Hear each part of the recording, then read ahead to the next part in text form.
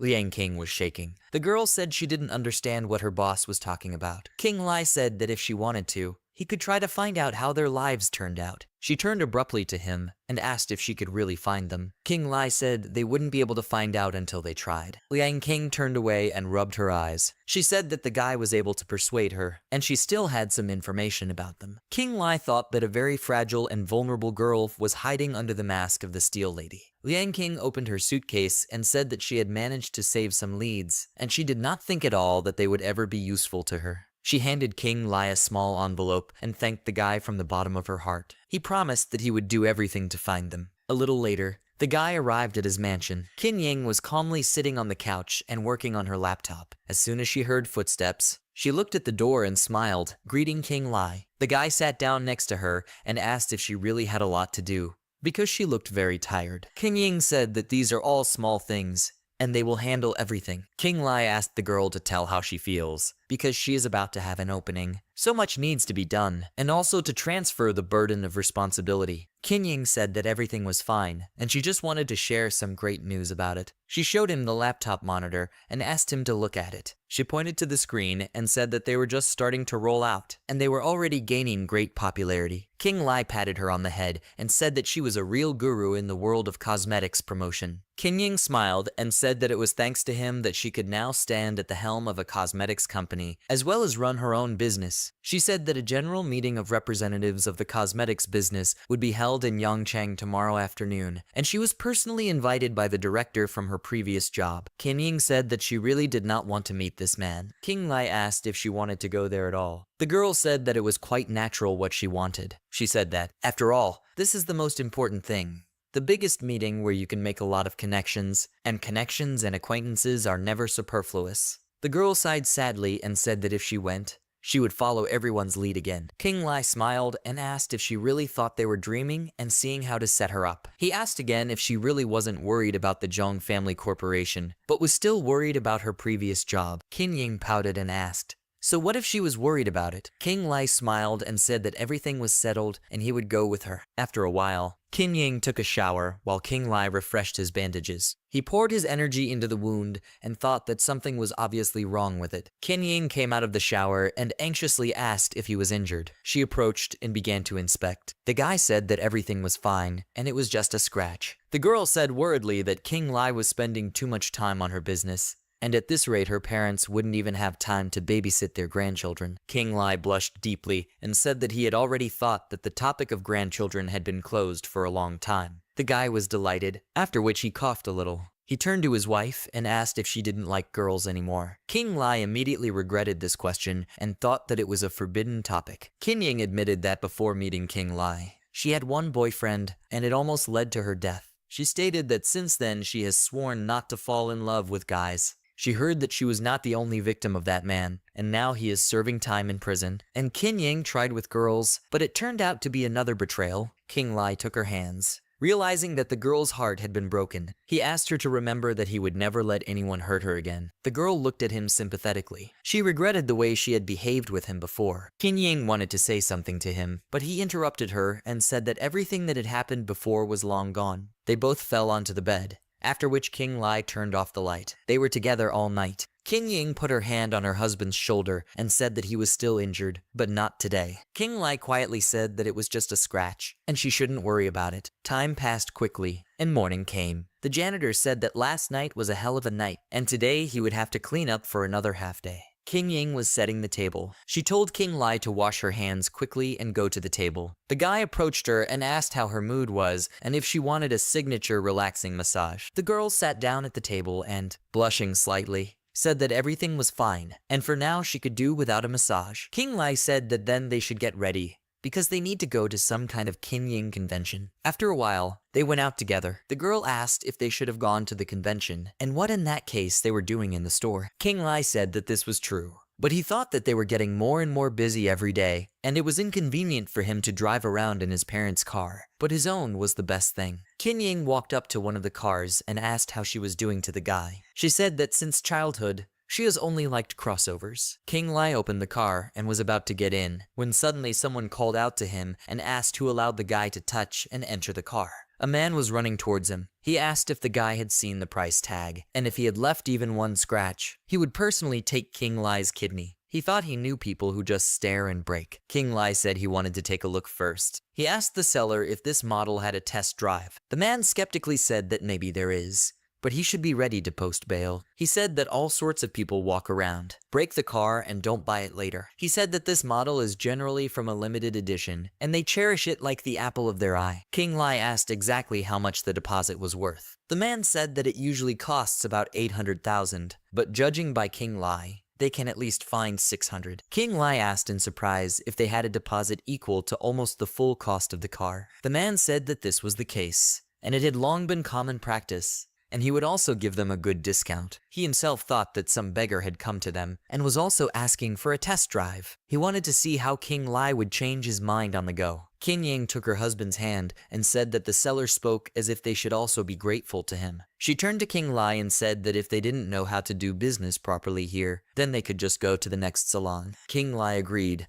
and together they quickly left. The seller loudly repeated their words, saying that they were telling fairy tales. He grinned and asked if they had seen themselves in the mirror, because their clothes were all shabby, and homeless people dressed better. One of the male colleagues said that the couple really went to a nearby store and is now looking for a car. He was surprised and wondered where these beggars could have gone. At that time, in the Nuborgini salon, the seller was asking Mr. King how he liked this model. He said it was a Nuborgini, the price of which starts at 8 million. He said that if they expressed a desire, they would prepare everything for a test drive. A salesman from the last salon ran into the hall and asked the seller Wang if he had already become completely stupid. The man asked why he was showing these beggars such expensive cars. He said that the couple had just visited him, and they hadn't even pulled out a car for 800,000. He reminded Wang about the prices in his salons. The man smiled and asked what was wrong with that, because every customer in his salon is the most expensive and desirable. This is the basis of his business. King Lai asked if it would be the same if they didn't buy anything. The guy sighed and decided to give up the test drive and buy like this. He handed over his card and said he was paying the full price. While the salesman from the next salon looked at this in shock, Wang agreed and said that he would go and prepare the documents, and King Lai and his wife could go to their restroom. Wang saw off the park and said that they would not have time to blink an eye, as their salon would quickly arrange everything. At this time, the seller from the next salon was shaking with anger. He was angry that he had given away such a fat client with his own hands. Wang turned around and said that he had almost forgotten, after which he thanked the seller for such a good customer. After a while, they were already at the imperial palace. King Lai said that Qin Ying had dressed him up well. The girl said that her husband's old clothes were a little out of fashion, and even more so they needed to buy him some suits a long time ago. Suddenly, King Lai's phone rang. The guy looked at the phone and wondered how he could have forgotten about this girl at all. The guy told Qin Ying that he needed to step back and answer the phone, so he would leave her for a couple of minutes. While King Lai was leaving, she looked at him and smiled. He answered the phone and said that he was currently at the Yongcheng Business Congress, after which he asked what his opponent was doing. The girl loudly asked why she was not invited to this business party. She also said that she is still silent about the fact that the Jongs are not the last people in this business. The guy calmed her down and said that if she wanted, she could come to the penthouse in the Emperor's palace. Suddenly, someone came into the toilet. It was Zhang Chuzu. She recognized him and noticed that he had arrived too. The girl turned to manager Jong on the phone and asked if she could help her out, because she needed to meet an important person, and she was poorly oriented in this building. Zhang Chuzu asked who he was talking about. King Lai said that this person should be well known to her, because she is also from the Jong family. Zhang Zhan. She stayed in this building on the second floor. The girl said she'd be right there. She wondered when this Zhang Zhan had managed to fly to Yongcheng and even stay here. She wondered who else was aware of what was happening. Suddenly, someone asked Qin Ying if she had been invited too. The plump girl said that now it is clear where the dog smells from. She said that Qin Ying had swollen up like it was unclear who. She asked if the girl really wanted to find a more thoroughbred dog at this meeting. Qin Ying turned to manager Liu and said that she would do well to wash her mouth with soap. The woman got angry and hit her in the face. Manager Liu pointed at Qin Yang with her finger and loudly said that the girl would fly out of here like a cork, because she decided to teach her. She asked if Qin Ying really thought that since she quit, she could do anything. She said she could do with taking care of herself. King Lai came into the room and asked what was going on. He saw Qin Ying and asked his wife what happened to her face. Manager Liu noticed that the flawed husband was also here. She said that at least here he would learn how to teach his wife to be smart. King Lai asked if this woman had hit his wife. The woman grinned and said it was her, then asked what was the point. At the same moment, King Lai hit her hard, and she flew into the table. King Lai coldly said that whoever dares to lay a hand on his wife will get what they deserve. The woman started rolling on the floor and screaming that she was being killed. She exclaimed that Qin Ying and her stupid husband were beating respectable people. A middle-aged man ran forward and asked what was going on here. Manager Liu cried and told Mr. Chen that this Qin Ying had set her husband on her, and he had hit her. Mr. Chen asked how Qin Ying could let her husband get away with it. He ordered her to apologize immediately. Qin Ying exclaimed what it means to apologize, because the only one who should apologize in this situation is her. The girl said that Manager Liu was the first to attack her. The man asked if Qin Ying really thinks that once she has found a new job, then everything is possible. He told her not to forget that they had a contract with the Jongs, and they were in the same boat with her. He said she shouldn't take him out, or she wouldn't be in this town tomorrow. Suddenly, Jong came forward and asked if the man was sure about this and asked him to tell her how he was going to pull it off. Manager Liu asked who she was anyway, and if she was too young to stick her nose in anywhere. Jong Chuzu said that she is one of the main shareholders of Jong Corporation. The man and the manager turned very pale. They asked what Miss Jong had forgotten in this place.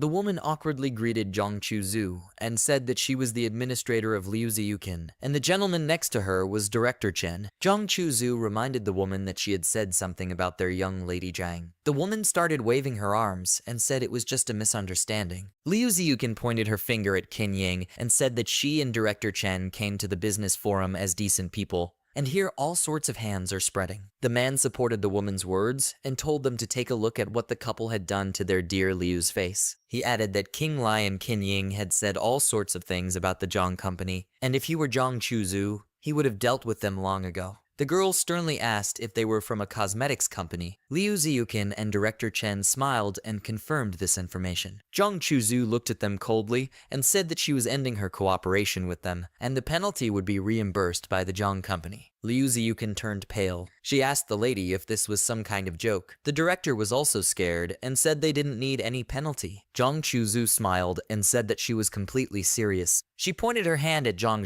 and said that they had dared to insult her family members. Miss Jong Chuzu pointed her hand at Qin Ying and added that, on top of everything else, they had managed to spoil relations with their second most important shareholder in Yangcheng. She pointed her hand at King Lai as well, saying that Liu Ziyukin and the director had offended their family's dearest friend. Director Chen said that this could not be, because Qin Ying was his former assistant, so he did not understand since when she suddenly became a shareholder in the Jong Corporation. He would never have thought that this couple had such a patron. He thought that if he had known, he would never have stepped in to protect Liu Ziyukin. Zhang said it was the first time in her life that she had been so insulted. She turned to Chuzu and said that she hoped that the girl would take appropriate measures. Zhang Chuzu pointed Liu Ziyukin and the director to the door and asked if she should invite the guards, or if they would leave the banquet themselves.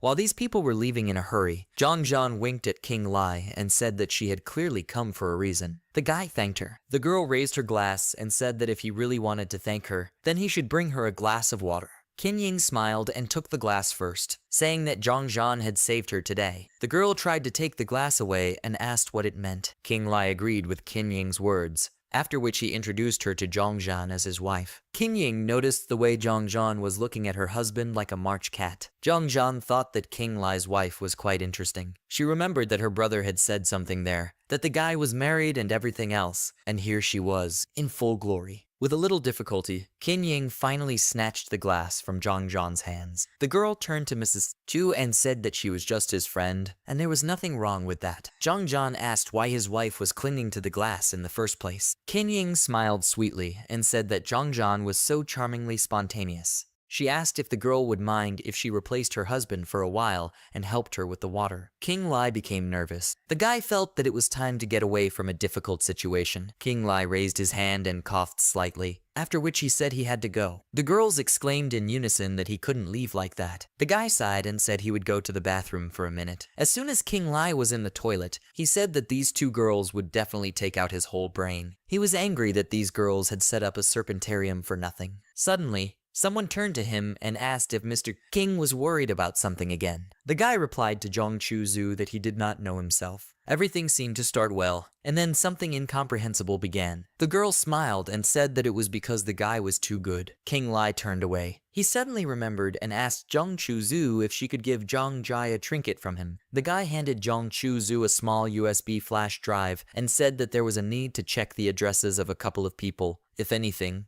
he was ready to answer all Jong Jai's questions. King Lai said that the location of these people is kept a top secret, but it is very important to him. Jong Chu-zu thanked Mr. King for his trust. The girl said that she would personally give all the information to the guy. After taking the flash drive, she looked at him and said that it seemed to be time for him to return. King Lai looked away and said that the girl was right. He really hoped that he would be able to slip away from this situation unnoticed. Sometime later, King Lai and Qin Ying were driving in a car. The guy asked his wife what she had been talking about with Zhang Zhan for so long. The girl looked displeased. She said that they had time to talk about what, and then gave an example of how much the guy annoys young Miss Zhang. King Lai asked as soon as his wife had endured the delirium. The girl sighed because of her husband's regular jokes. Qin Ying said Zhang Zhan was very nice, and she also told her wife that the guy owed her dinner. Qin Ying thought that, on top of everything else, she liked King Lai very much. The guy said that Zhang Zhan was going to Yongcheng to meet old friends. He said that's why her brother asked him to look after her. King Lai stated that he could not even imagine how exhausting it would all be. Qin Ying said that the girl had already told her about it. She said that it happened exactly when King Lai went to keep secrets with the manager Zhang Chu-zu. The girl asked her wife how she views further development in Wuhan. The guy asked what his wife said to that. Qin Ying said she doesn't know yet, but of course she doesn't plan to be stuck in Yongcheng for the rest of her life. The girl said that there are much more prospects and opportunities in Wuhan. She wanted to say something else,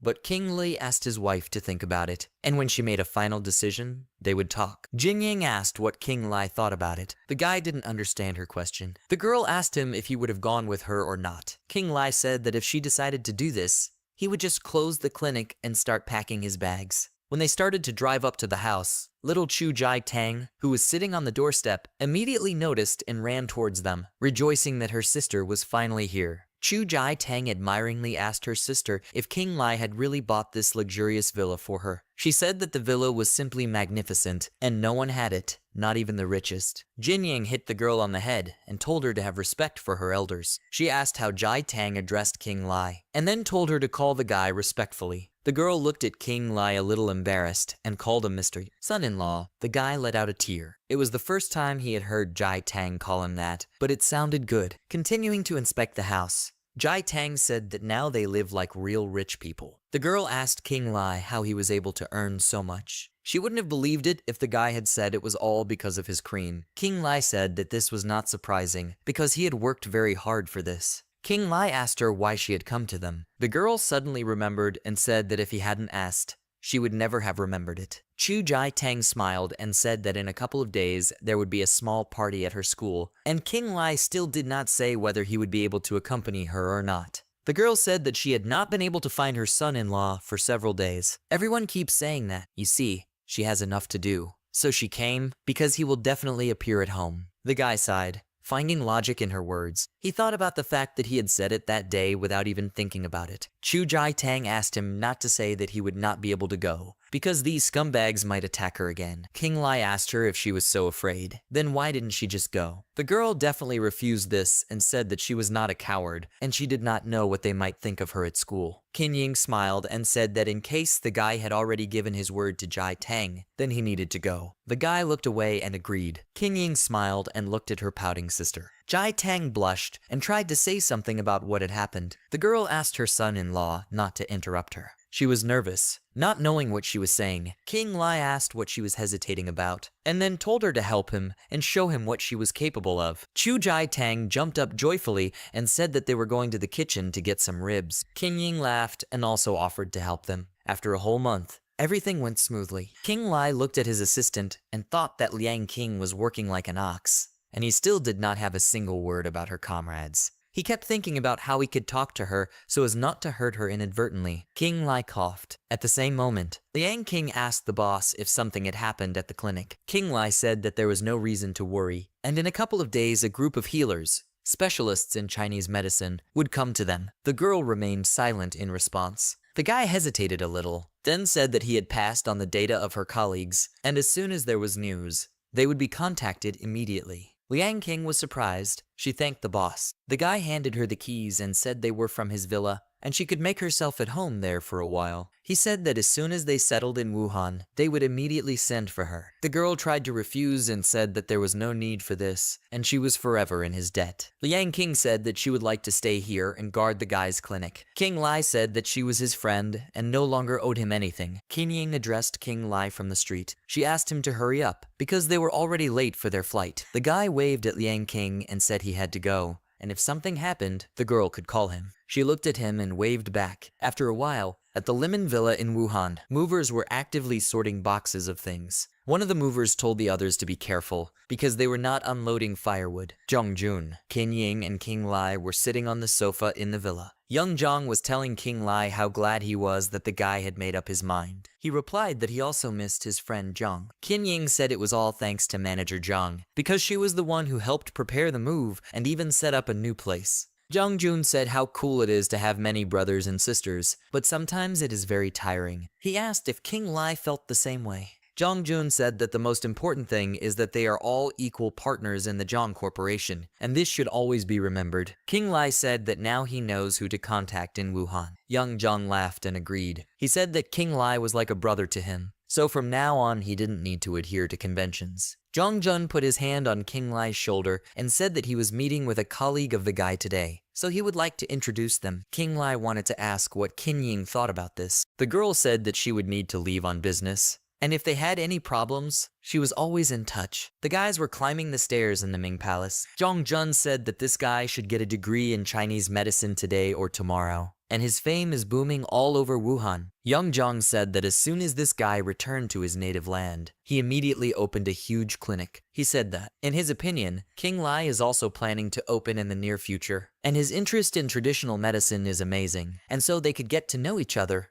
Who knows what will come of it? Jong Jun hesitated for a moment. King Lai asked what it was. Young Jong said that this guy was running after Jong's sister, but she turned him down because of King Lai. The guy was very surprised and asked again what it meant because of him. Young Jong asked the guy not to take it into his head, because she said that he was her ideal and idol. He said that if that guy wanted to woo her, then first he had to become like King Lai. They opened the door, where they were already waiting. Jong Jun said loudly that they had come. Jong Jun immediately smiled and noticed that they hadn't seen each other for a long time. King Lai smiled back and said he was glad to see Lord Jan. The gray-haired guy who was sitting next to Jong Jun asked if he was the same healer King Lai who conquered their dear Jan. King Lai smiled at him and extended his hand, saying that he was pleased to meet him. The guy did not hold out his hand in response and said that he imagined King Lai to be much cooler, but he turned out to be an ordinary village guy. King Lai wondered what Jong Jun had said to him, because he was so full of anger and dislike for him. The guy turned to Jean and asked if she was laughing at him, offering him King Lai as a partner. King Lai thought again, after all, that Jong Jun had managed to tell this guy, after which he realized that this was clearly not a good thing. The guy said that he received a doctorate from Cambridge and also completed many courses in medicine. He asked King Lai what he had done, and if there was anything he could use to confirm his qualifications. The guy said that he was able to cure one of the most dangerous diseases, a polycystic tumor, and not to someone, but to the President of the United States himself. He asked if King Lai would be able to do the same. Jong Jun asked how he could be so sure that King Lai was not suitable for his notes. She asked if he didn't think he could study not only at Cambridge. The guy slammed his palm on the table and glared at the girl. Suddenly his phone rang and he answered the call. He rudely asked if these people didn't know that he had a day off today. On the phone, Dr. Zia was told that he was being urgently called to the hospital. On the other side of the phone, they reported that the condition of his patient from the 903rd ward suddenly deteriorated sharply. The guy was surprised, then jumped up and said he was leaving right now. He turned to Sweet Jong Jan and said that he needed to check on the condition of a patient, so he had to take his leave. Young Jong said that they all understood the medical duty. Jong Jan smiled slyly and asked Dr. Zia if they could go with him, and maybe King Lai would help in some way. Dr. Zia was a little angry at the next mention of King Lai, but said that he could go if he was not afraid of it himself. The girl folded her hands and agreed. She suggested to Dr. Zia that if he coped alone, he would get her admiration, and if he failed, he would forget her number forever. King Lai looked at the girl awkwardly and thought that he did not want to be entangled in all this at all. After a while, They were already in the hospital. Dr. Zia immediately asked to report on the patient's condition and whether they administered medications strictly according to protocol. The nurse, surrounded by formidable guards, told Dr. Zia that, apparently, the patient was getting worse by the minute. The big man pushed the nurse out of the way and noticed that the doctor had finally arrived. His men quickly caught Dr. Ziu by the arms. The guy was outraged that they were allowing themselves.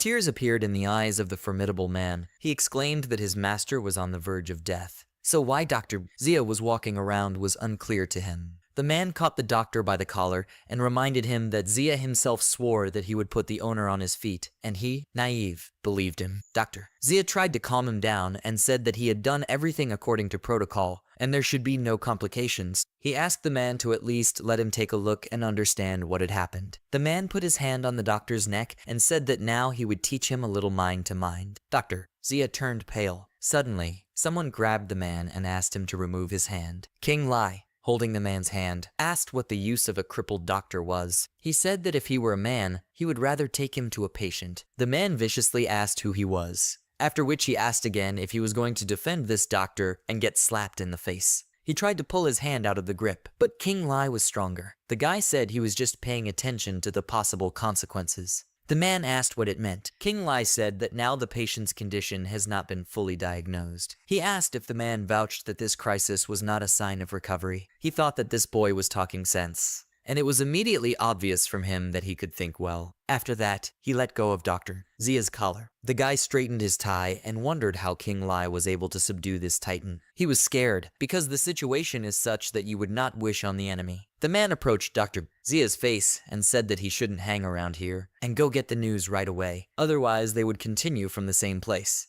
In a few moments, they were in the room. The man looked worriedly at the hospital bed while the doctor checked his pulse. King Lai noticed that a poisonous substance had entered this man's body, and he could not feel his life force. He wondered if he might be missing something. The guy used his energy power to take another close look at everything. Dr. Zia was very worried at this time. He was stressed out by the man who stood right above his soul. A small mistake could cost him his life, so he was afraid of making a mistake. He tried to calm himself down and concentrate, because he had not been prepared for such an intensity at the university. He was holding the needle to the patient's arm and was going to do everything as usual. He had already decided to exhale and stab, when suddenly someone stopped him with a sharp cry. Dr. Zia asked if King Li really wanted his heart to burst from fear. The guy took the doctor's hand and said that an injection at this point would be certain death. King Lai pointed to a large red tumor on the patient's neck. Dr. Zia didn't even understand when such a giant tumor had appeared there. He did not think that the disease would develop this way, and now almost all organs will need to be transplanted to save him. Suddenly,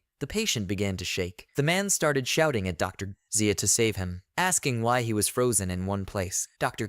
Zia said in a scared voice that they were too late, and now he is powerless. At this time, King Lai took something out of his jacket. He asked for help to fasten the patient's legs and arms. The man asked what the guy was planning to do, because his master was not an experienced one. Dr. Zia exclaimed that the guy was just trying to throw dust in his eyes, because he sees and understands everything himself. King Lai asked him to close his mouth and let him do his job. Night had already fallen on the clock while King Lai was diligently using his needles on the patient. He carried out a difficult operation late into the night. At the end of it, King Lai said that the patient should recover soon. He stated that he would also leave the medicine, and probably there would be no more problems. Both the man and Dr. Zia were shocked. The doctor couldn't believe it, because all the patient's indicators were normal. The patient slowly opened his eyes. The man began to cry and noticed that his master had returned, but he had already thought about the worst. The patient asked where he was. The man smiled and said that they were in the Wuhan Central Hospital, and his rescuer, Dr. King Lai, was standing next to him. The sickly guy asked how Dr. King Lai ended up here. The guy asked in surprise if they knew the patient. King Lai asked the patient in surprise what he meant and if they were familiar with him. The guy smiled and apologized, after which he asked King Lai not to take it into his head. The patient said that, apparently, he confused him with a mysterious friend from the capital. King Lai was bothered by the next mention of the capital, because it can no longer be just a coincidence. The guard said in amazement that Dr. King was able to take the trouble away from his master. King Lai said that they did not need any more unnecessary conversations, and they had better give him the medical history. The guy said he had to make some recommendations there. The man handed King Lai a small leaf and apologized for his slowness. King Lai thought that he did not remember anything at all about his native family, but his intuition told him that the solution should be sought in the capital. Dr. Zia smiled awkwardly and told King Lai that they had been looking for such an experienced specialist for the position of deputy chief physician for a long time. He asked what the guy thought about this offer. King Lai smiled and said that Dr. Zia would not believe it, but his Yin and Yang Center was also looking for a candidate for a similar position. Dr. Zia coughed awkwardly. The patient turned to King Lai and said that his life was in his hands today, so he asked for permission to thank the doctor well after discharge. King Lai said that he shouldn't do this, because it was the doctor himself who was incredibly lucky to meet this patient. The patient turned to the man, Mr. Gang, and asked if he could help. He said that he needed to book an apartment in paradise for 3 days.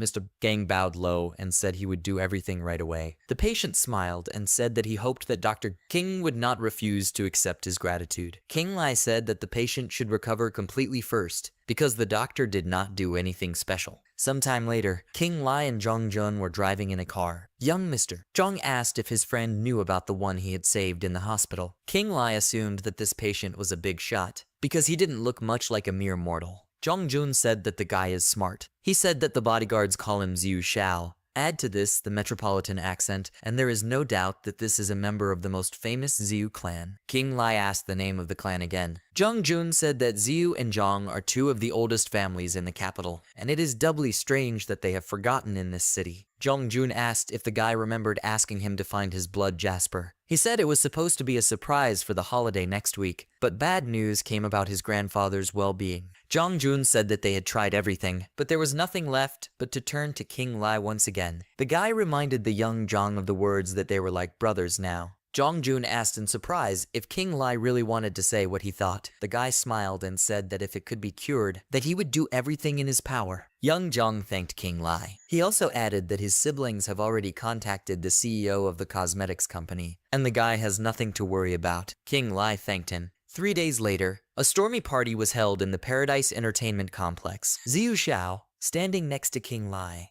called for the attention of the people. The guy said that if it wasn't for this gentleman next to him, he wouldn't have been drinking with them that day. Xiu Xiao raised a toast to the great healer king. King Lai told Xiu Xiao that the positive dynamics on his face. However, he strongly recommends that the guy not lean on alcoholic beverages. The red Xiu Xiao has already said that as long as King Lai is here, he has nothing to worry about. The guy whispered in his ear and asked in confidence if he was torn apart by curiosity. He didn't know if King Lai was interested in finding out who Xiu Xiao really was. King Lai closed his eyes and said that he was a patient for him, nothing more. Xiu Xiao gave a thumbs up and said that this was exactly what he liked, because he was looking for just such a friend. One guy from the crowd turned to King Lai and asked what he was standing there for, after which he called him to have fun, because this is Xiu Xiao's own party. Suddenly, the front door opened abruptly. The guy with blonde hair asked if it was Xiu Xiao's people, because he had spilled all his drink on him. The guy, lying on the floor, asked not to blame him for everything. Xiu Xiao asked the disgruntled guy if he had any complaints about his friend. The stranger replied that this young man had violated the rules of the serious gang, and if his health was dear to him, then let him get out of this place. Xiu Xiao, like King Lai, was unhappy, and his friend asked what kind of gang Sirius was. At first glance, it seems that everything is fine. The province is controlled by the Jong family, but most do not even know about the existence of a powerful underground empire. We are talking about the Sirius gang. It makes even the Jong shudder, and although the gang always remains in the shadows, its influence is felt everywhere. There are rumors about the strength of the Sirius gang, even in the capital, because there are no better warriors than them. The word warriors speaks for itself. Their name is Wuhan strongmen. They have access to the secrets of dark matter. Ordinary mortals try to stay away from them. Xiu Xiao's friends began to run away quickly. One guy said that was enough for today, and he was leaving. The young man who had been brought before was on his knees and asked the guys not to demolish the bar. He is ready to cover all losses for them, because he accidentally became an unwitting witness to their conversation. Xiu Xiao said that this would not do. His friend was ready to pay them for the inconvenience,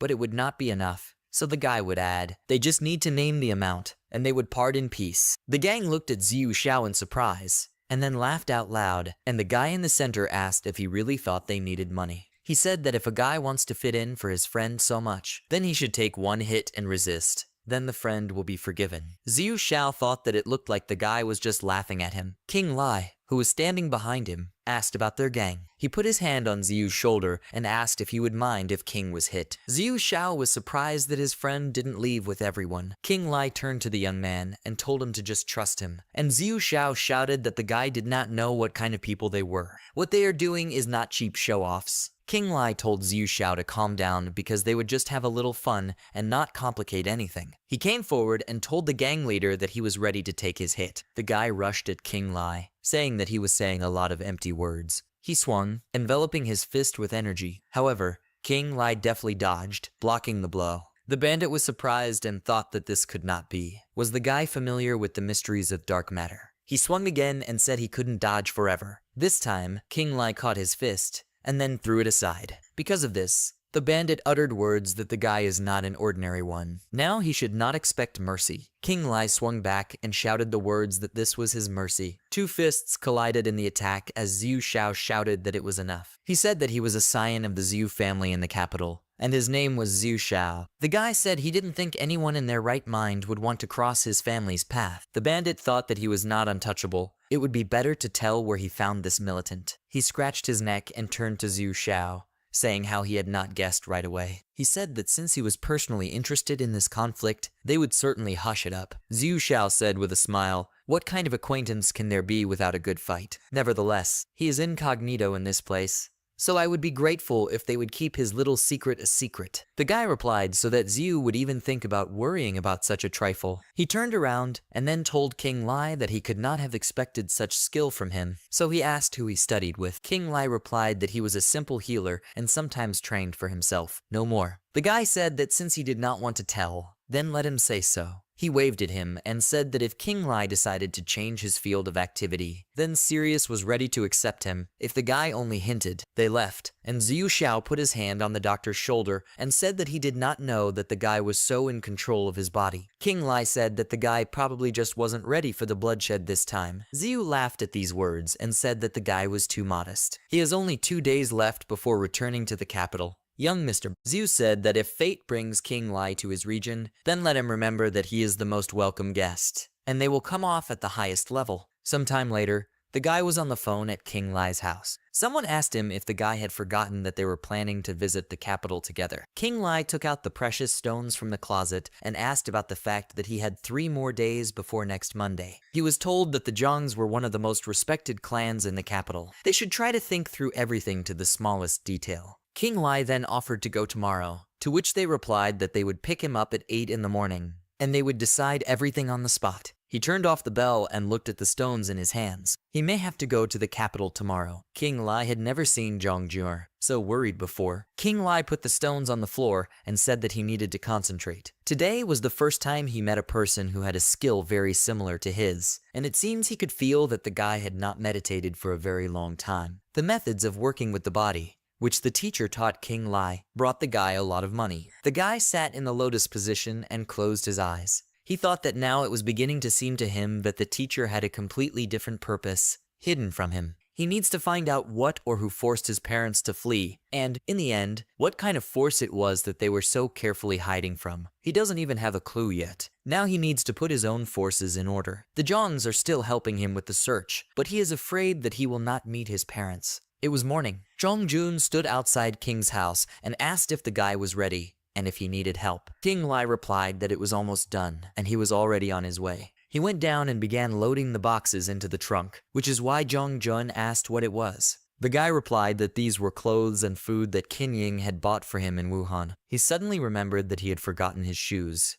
so he asked Jong to wait while he went to get them. Jong grabbed his hand and said it was okay. Let her stay. They could shop in the capital. The plane landed in the capital. The guys were driving in the car, and Jong said that he would take King Lai to the main pedestrian street for a walk. At the same time, they could buy him things. King Lai looked at the price tags of the clothes in shock. They cost millions. The consultant girl greeted me and said that the price of these clothes was 114,000 yuan. Then they went to a cafe, where they sat and looked at the menu. King Lai looked at it in the same shock and said that the prices in the capital are definitely beyond the means of an ordinary person. Jong replied that it all depends on the location. He will take the guy to another place soon. King Lai asked where to go. By nightfall, they arrived at another place. They were greeted by a girl with a cue in her hands, asking if it was really young Mr. Jong. She said they hadn't seen each other for a long time, and the guy hadn't changed at all. Jung replied that he had just arrived in the capital, and then asked if there was a place. The girl pointed to the side, telling them to pass. The guys went inside, and the girl immediately called Ju Wai. She asked if Mr. Ju was there. The guys were playing billiards while Jong asked if King Lai really hadn't played billiards before because he was gifted at it. King Lai replied that he wasn't really into it, and Jong had lost to him 30 times, so he offered to play again. The guy said that another time, because tomorrow they still have to go to the birthday celebration. Jong closed his eyes and exhaled, which caused King Lai to ask what happened. To this,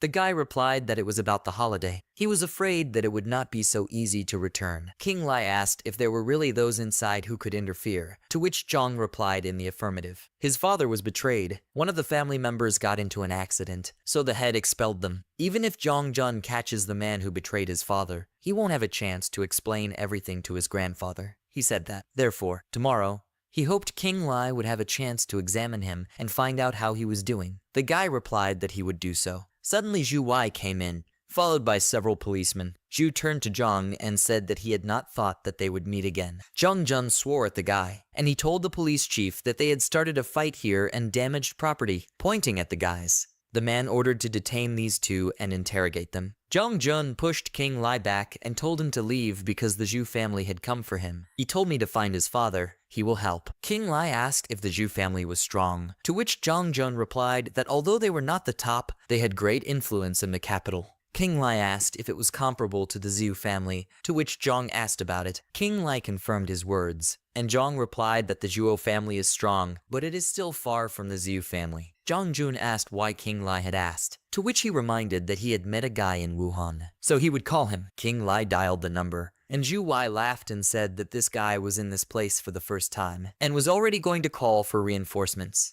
After a while, Ju Wai said that they had been waiting for half an hour, and then asked where their reinforcements were. The man said that, in his opinion, they were just stalling. Ju turned to Jong and said that he didn't think he would pull this off. However, no matter how hard he tries, it's all to no avail. He said that in the capital, the Zhu family doesn't care who the guy is. Even the Zhu family is afraid of him. At that moment, the door opened and Ziyu Xiao appeared, who asked if the guy was sure. Ju Wai exclaimed in shock. He wondered where the guy came from. This is the young leopard of the capital. You cross his path and that's it. You won't live. Ziyu Xiao, passing by Zhu, asked if he had said that even the Zhu family was afraid of him. Zhu was on his knees and said in a panic that Mr. Zhu had imagined it, because he said that the Zhu family deeply respects the Zhu family. Ziyu Xiao kicked the guy and asked if he was having fun cheating on the guy. The police captain stood in a cold sweat and watched what was happening. Young Mr. Zhu said that this time he would let the guy down for his lies. But he also slandered his savior. The man cursed in his mind because he didn't think that if he helped the Zhu family, he would run into Ziyu. Ziyu Xiao turned to Chief Xiao and asked if he wanted to detain him as well. The man quickly replied that they were just joking.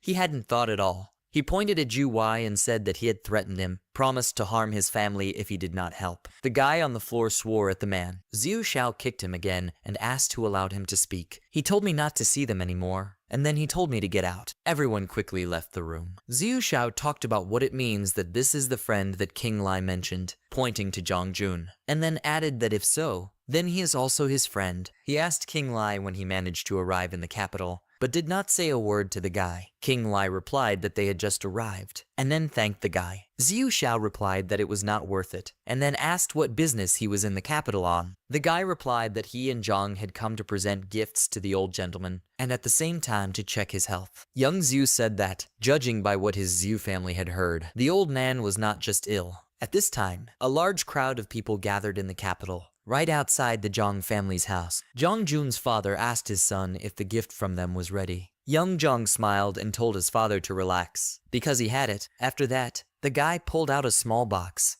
Jong Jun turned to King Lai, who was standing behind him, and said that they would come in soon, and after that they would act on the situation. King Lai accepted the information. The guy in the fur coat was greeted by a middle-aged man and said that the presence of the old man was already a great honor for the Jong family, as well as a valuable gift from a man. He kindly invited the old man into the house. Suddenly, the guy in the fur coat saw Jong Jun and several other people coming in with gifts. Suddenly, The guy asked Jong to stop. Young Jong asked Zhang Ziyang what he needed. Ziyang said that their annual gifts to the head were terrible, and then asked if they had decided to give something again. Zhang Ziyang, the eldest son of the head of the Zhang family, asked if Jun really thought that this garbage would help him return to the head's house. He laughed and told the guy to get lost and not embarrass himself. Zhang Jun grunted in displeasure. Two men nearby whispered. One of them asked if these were the ones who were kicked out of the family more than 10 years ago. He said that nevertheless, they are still Zhang's and have the right to participate in the celebration. King Lai slightly opened the box and asked if it wasn't worth taking a look at the gift from Zhang Jun first. Zhang Ziyang asked what to look at there, and then asked if King Lai really thought that the head needed this gift. Some people who were standing in the crowd were interested in the stone that was in the box. The man with the mustache came over and began to examine him. Suddenly, he asked loudly if this was what he was thinking. The man next to him interrupted him and said that it was a magnificent bloody jasper. The men began to crowd around. They asked Mr. Zhang if they didn't need this jasper, then they could give it to one of the men. Another man ran up to the stone and said that he did not even think that he would be able to see such a rarity here, and the Zhangs really spent a lot. Zhang Ziyang turned pale. He knew that blood jasper was the stone that bestowed longevity on the wearer. He smiled awkwardly and asked people to calm down, because he only wanted to make fun of Zhang Jun. Zhang Ziyang went ahead and said that after all, this stone was an expression of Jun's warm feelings,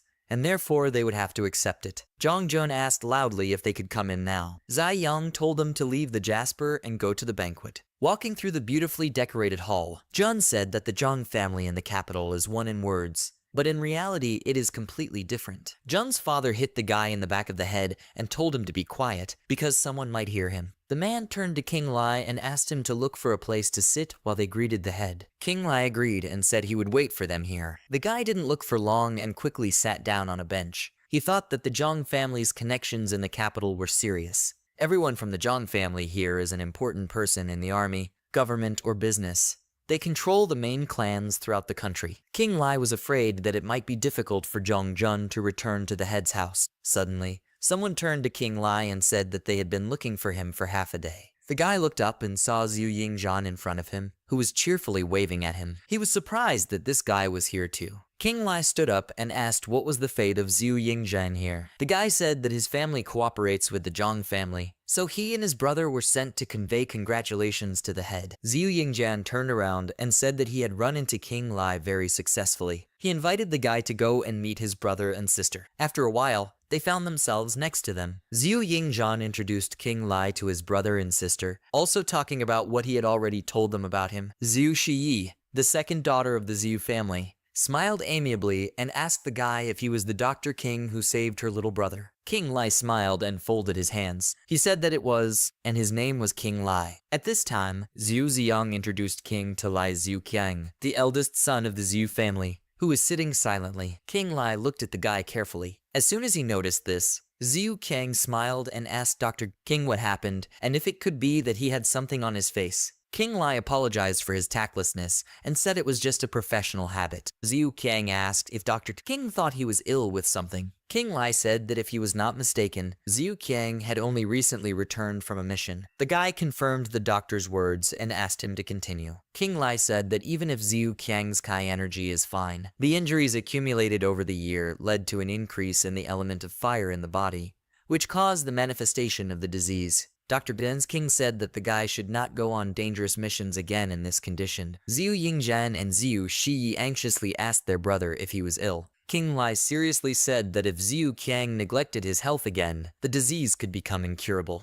Zhu Qiang did not believe King Lai's words about the incurable disease, so he said that he seemed to be just a fraud who throws words. King Lai bowed and said, since the guy doesn't believe him, he won't continue. Zhu Yingzhan told his brother that he had seen Dr. King's skill himself. Zhu Yingzhan asked if he could let King Lai examine himself. Zhu Qiang ordered Junior to shut his mouth and take care of himself, rather than telling him what to do. Zhu Qiang thought that the other clans were always keeping a close eye on the Zhu family, and there was no way he could admit that he was sick now. Otherwise, the worst could happen. King Lai turned to Zhu Yingzhan and said that it was nice to see him, and he would not bother them anymore. Suddenly, the guy stopped his friend. King Lai asked what happened. Zhu Yingzhan guiltily said that his brother just has such a character, so the guy shouldn't take everything so personally. King Lai understood and said that he seemed to have his own motives. Zhu Yingzhan smiled and said that his friend was cool. He said that because he was busy today, they could see each other next time. King Lai agreed. Zhu Yingzhan wondered if his brother really didn't want to be treated for personal reasons. As King Lai walked around the estate, he thought that Jong had been gone for a long time. He just hoped that nothing had happened to Jun. Suddenly, the guy turned around sharply, feeling something terrible. He turned around and saw a red energy flame. He wondered where such a strong, sinister energy came from in this place. King Lai did not think at all that there was a cursed place hidden deep in the Jong family. He passed by the room and noticed that, in addition to dark energy, the door frame was made of sulfura. Suddenly, the guy looked closer and saw that the source of the dark energy was a sick man lying on a cot. Using his strength,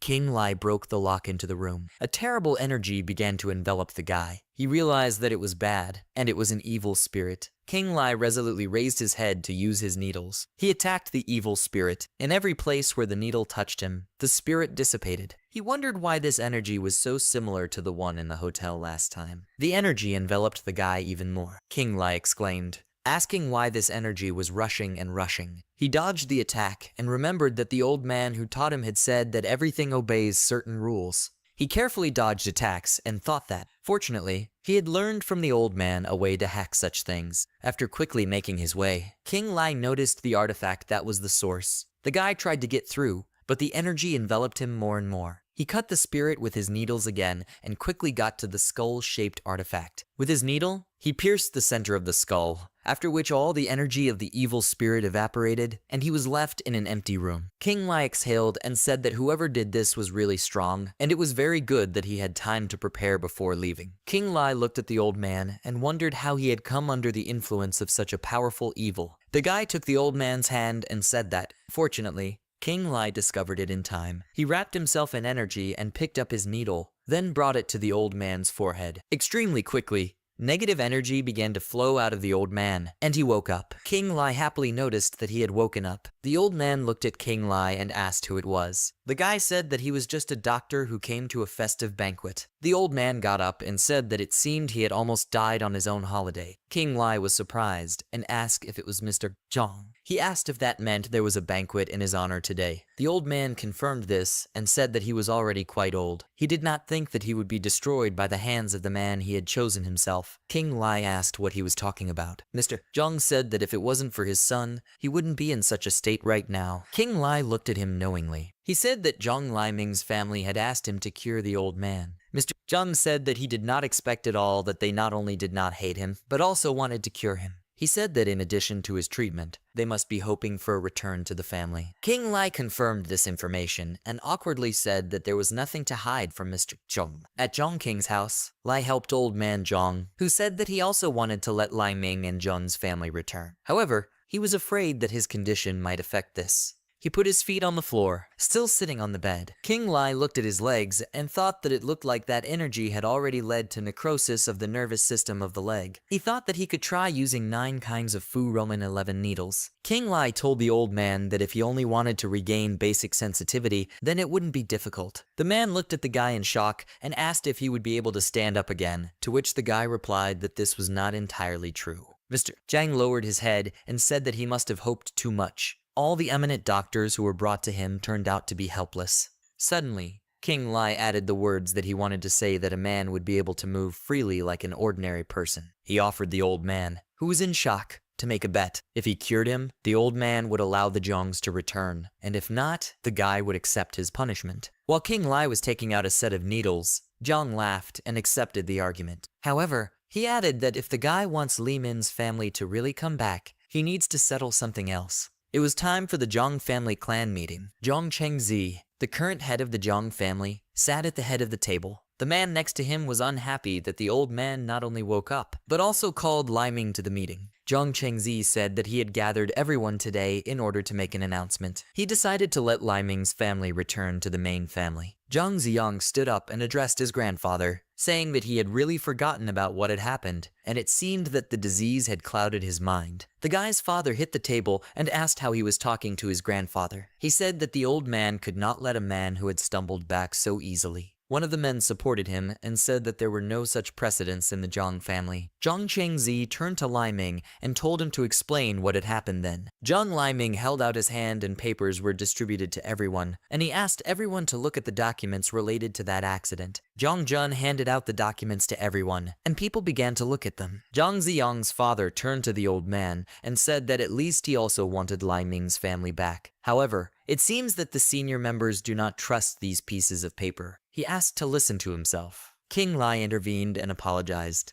as he had completely forgotten to get the report. Zhang Ziyang shouted words about who the guy thinks he is, and King Lai handed over the papers, saying that this was a report for the head personally from Mr. Zhang Jun. Zai Young's father said that then he would definitely study it well. King Lai just didn't say anything about it. And the man stood up and said that only this was a meeting of the Zhang family, and outsiders were forbidden to be present here. He asked to be taken away. However, Zhang Changzi shouted for the man to stop because he specifically asked Dr. King Lai to stay. The old man stood up, and the man asked in shock if his leg was not sick. Zhang Changzi asked if the man thought he would stay in a wheelchair forever. The man quickly asked what his father was talking about, because he was very glad that he was feeling better. The old man approached the man and spoke in his ear so that he would not think that Zhang Changzi did not know about his affairs. He told the man to take a closer look at the documents in the hands of the king healer. The man picked up the papers and mentally cursed at the old man, since he had been pretending not to know all this time. Zhang Chengzi asked the members of the assembly what they thought now after studying Lai Ming's report. The man wondered if the old man thought he didn't know what he was thinking. He turned to his father and said that he thinks Li Min's family can return, but it's not that easy. Only if their family can provide one warrior. Another man asked in shock,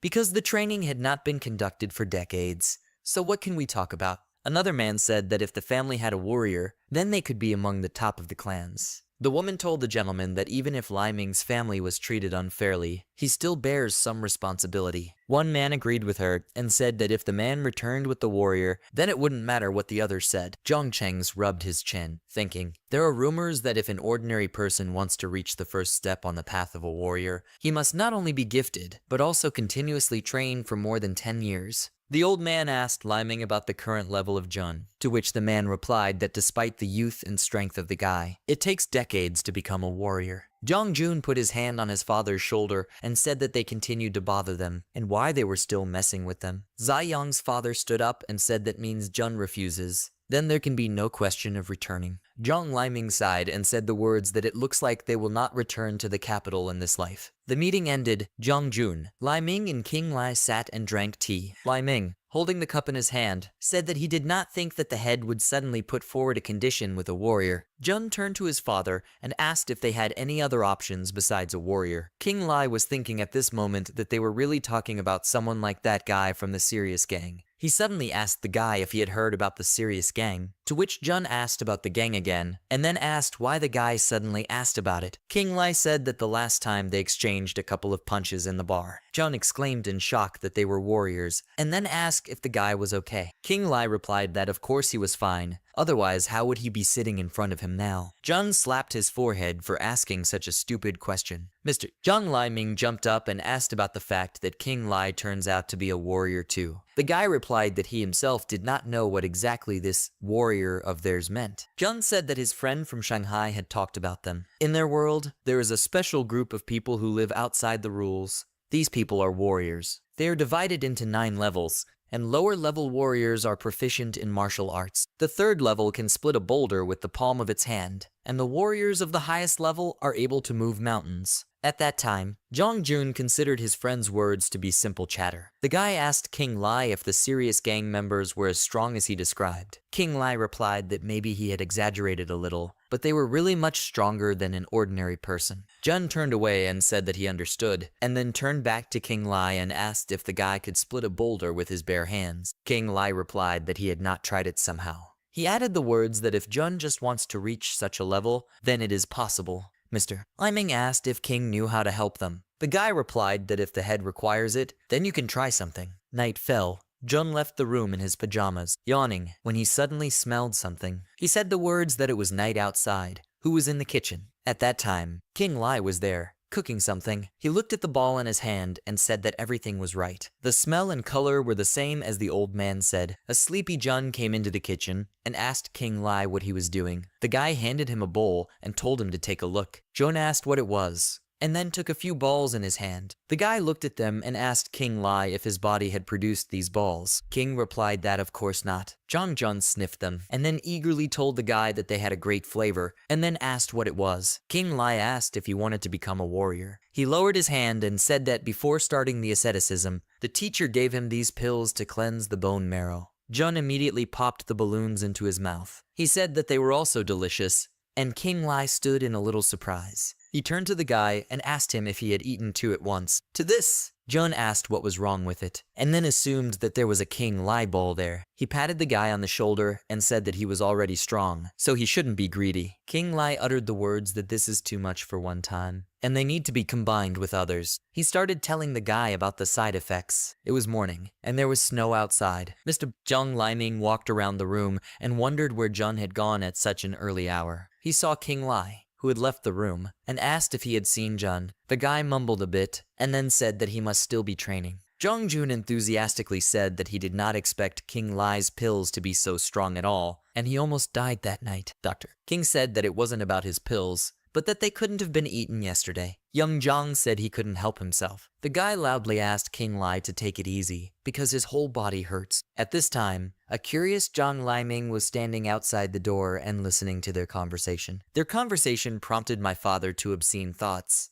which made him angry, and Red burst into the room and said that this was too much. He said that one should not engage in such shamelessness in broad daylight. Suddenly, he saw an unexpected picture. King Lai was gently massaging his son's back. Zhang Jun asked what his father was talking about, because King Lai was just clearing his channels. Zhang Liming smiled awkwardly and asked them to continue, after which he tried to leave the room. King Lai said that they had already finished. Although it's hard to use external force to relieve the heat, Jun's body has almost completely pumped up. Young Jong joyfully asked if this meant that he would achieve his goal very soon. King Lai said that it's not that simple. The guy explained that these pills help to change the body, but the most important thing is training. Jong Jun asked what they were waiting for, and then called King to train. Suddenly the doctor's phone rang. The guy answered the call, and after some silence said into the phone that he understood, and also thanked Ziyu. Jong Jun asked King Lai if the Ziyu family had any business with him. The guy confirmed it and said that Ziyu Yingjian said that they would have some kind of military banquet this afternoon, so he invited King Lai. Jong Jun asked in amazement if the Ziyu family had invited the guy to their military banquet. King Lai confirmed this and asked what the big deal was. Jong Jun said that the guy doesn't know much, and this banquet is actually a Lady competition, a sports competition with the elimination of the loser at each stage, between several large clans of the capital. King Lai asked in surprise what it meant. Jong Jun asked if King Lai knew why Zhu Wai was so afraid of the Zhu family. King Lai asked in surprise if it was because of the family. Jun said that this was not the case, and the family was just a cover. But in fact, he was afraid of Xiu Qiang. Xiu Qiang did not just become a commander at an early age. He is also the champion of 4 competitions in a row. Jong Jun said that if King Lai went to this banquet, then perhaps he would be able to cross paths with warriors of famous clans. King Lai became wary. A little later, a lot of people gathered at the Xiu residence. Xiu Qiang used his powers and fought with someone. After a quick attack, Xiu Qiang flew out of the ring. Xiu Qiang fell to the ground. Zhu Yingjian and Zhu Shi anxiously ran up to their brother and picked him up. The girl asked him if he was okay.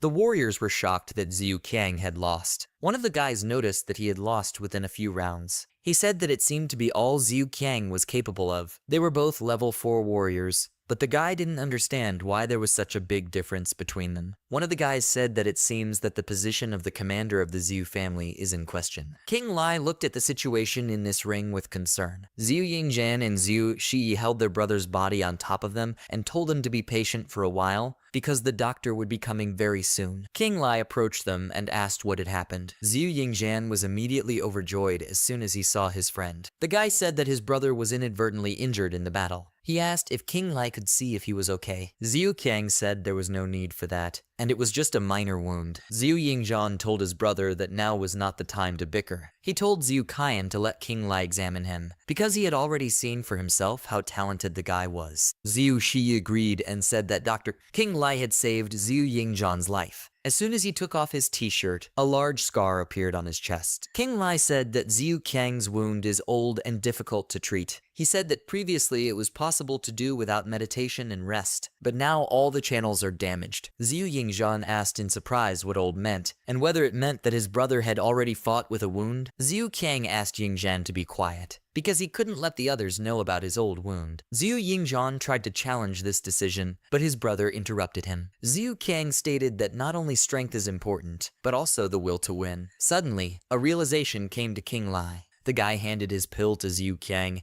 and said that he had made a couple of cleansing pills, and they could help with Xiu Kang's wound, so they should try. Xiu Kang asked Dr. King in surprise where the guy got this from. Xiu Yingzhan asked in surprise what kind of pills they were. Xiu Kang said that these pills can quickly restore channels, which is why they are top-grade goods among warriors. He returned to the capital to find these pills, but without success. The guy said he didn't even expect Dr. King to be able to make them. He stated that King Lai was indeed an outstanding master of this time. King Lai said that the guy was too kind. However, this medicine should not be taken for nothing, and later he would write recommendations to Xiu Kaiyan. Suddenly, someone turned to the Xiu family and asked how much longer he, King Musi, had to wait for them. The guy asked who should go into battle next. He asked if they would admit defeat now. He asked again if the Xiu family didn't even have one decent warrior. Xiu Kang got angry and said that this King Mu was just mocking. Xiu Shi came forward and said that she would fight him. The guy said it wasn't working out well. He stated that the girl's small body would not be able to cope with even one of his attacks. He said that the first blow would pierce her heart, and the second would send her to her forefathers. The girl swung her leg. The guy caught her and said that it was not for nothing that the second daughter of the Xiu family was called the flower of the military forces.